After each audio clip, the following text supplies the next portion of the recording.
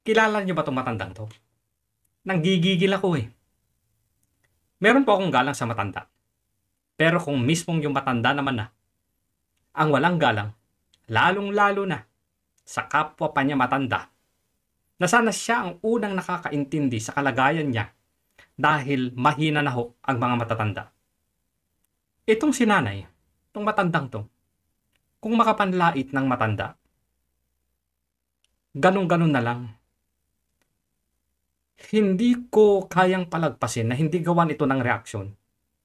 Pasensya na ho. Baka magalit ako dito, maging sensitibo, maging emosyonal. Panoorin natin itong pinagsasasabi ni nanay.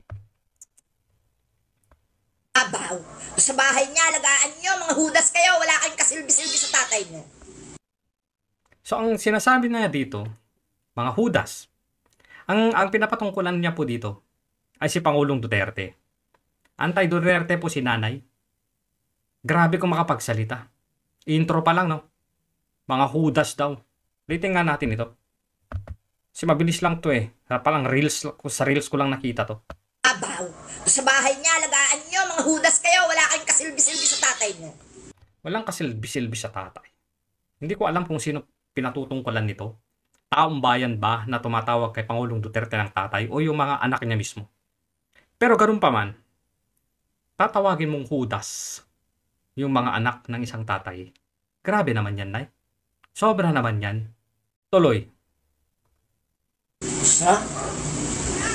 May pusa pa. Neng, ano yun matong pusa mo, nag-away. Alam niyo kayo, dapat, yung tatay niyo may taga-timpla ng gatas, no?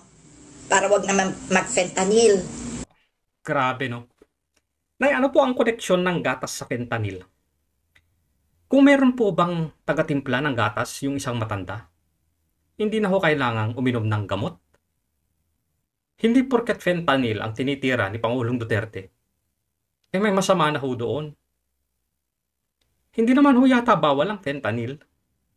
Bakit ganun, Nay? Kapag ka yung isang matanda ay may taga-timpla ng kape, eh hindi na siya kailangang uminom ng gamot para yung sakit na nararamdaman niya ay mawala. Sana hindi niyo maranasan.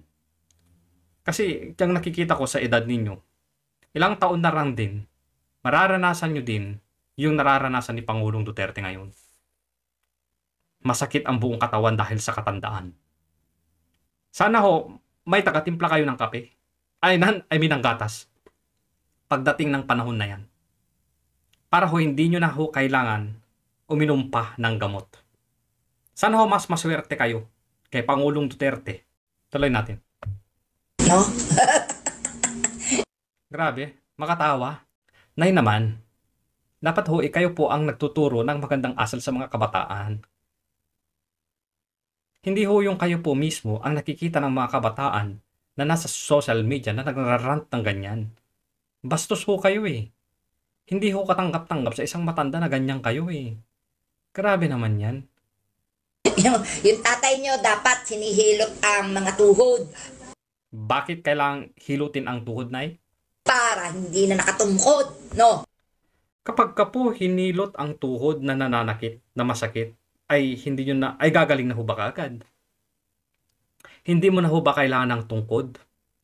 Kahit pa yung mga hindi matatanda, kung nakaproblema ang kanilang mga tuhod, kahit hilot-hilutin mo pa yan, eh kailangan ho pa rin nilang magtungkod. Pangalawa ho, ang mga matatanda, sana hindi nyo rin ho maranasan, hindi na ho balanse ang kanilang katawan. Hindi ho dahil sa masakit ang kanilang mga tuhod, kundi ho wala na pong lakas. Hindi na ho kagaya ng nung kabataan pa nila na malalakas pa ang tuhod. Nay, sana ho, hindi nyo ho maranasang manghina ang tuhod. At sana ho, kapag ka hindi na kayo nakalakad ng maayos, ay meron hong tagahilot ng inyong mga paa, ng inyong mga tuhod, para ho hindi na ho kayo gumamit ng tungkod. At sana ho, dumating ang pagkakataon na kapag tumanda na rin ho kayo ng tumanda, gaya ni Pangulong Duterte, ay hindi nyo ho maranasang manghina ang iyong mga tuhod. Sana po. Sana. Kasi masama naman na hilingin ko na i-curse pa kita. Matanda ka na nga.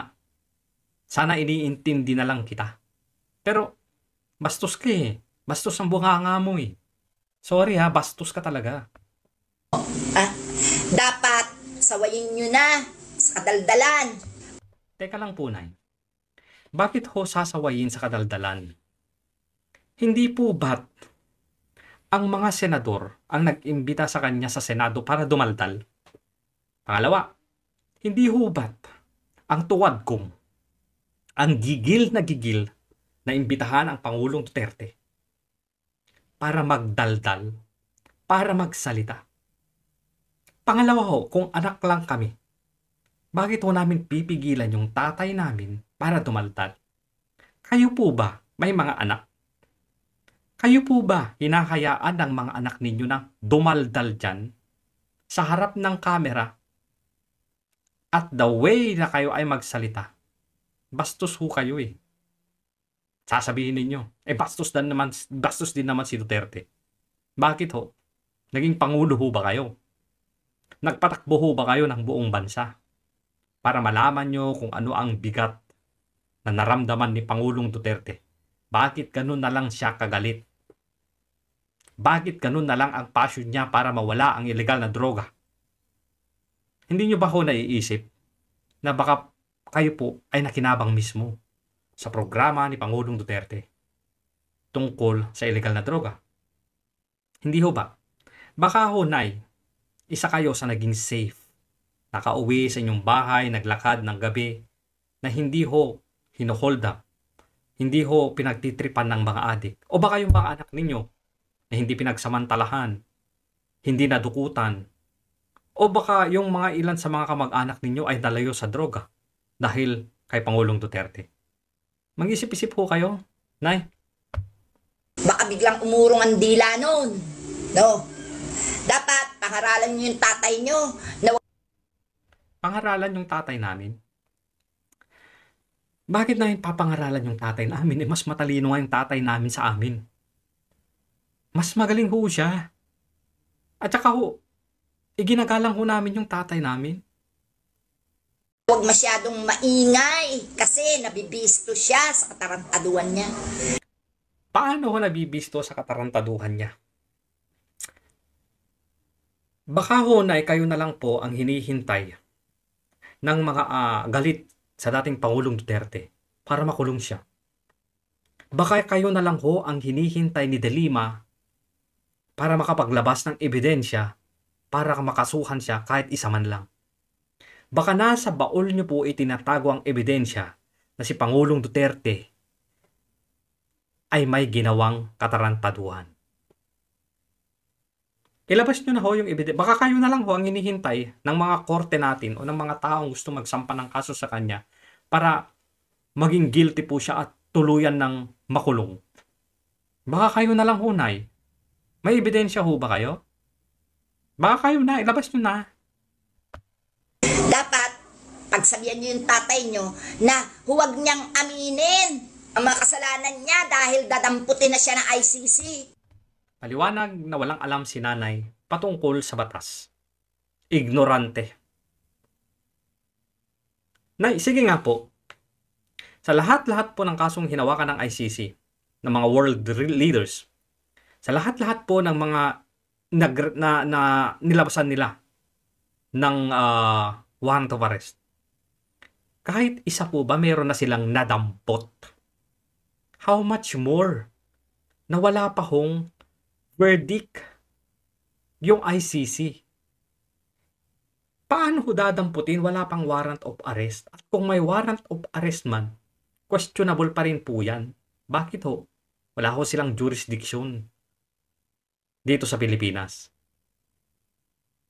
Paano dadamputin ng ICC si Pangulong Duterte? At sana ho, kapag dumating na ho yung panahon na kailangan nyo ng tagatimpla ng gatas para hindi na ho kayo uminom ng gamot, ay meron pong aalalay sa inyo. Sana ho sa pagdating ng panahon na nanghihina na ho ang inyong mga tuhod, sana ho may manghilot sa inyong mga tuhod para hindi na ho kailangan ng tungkod.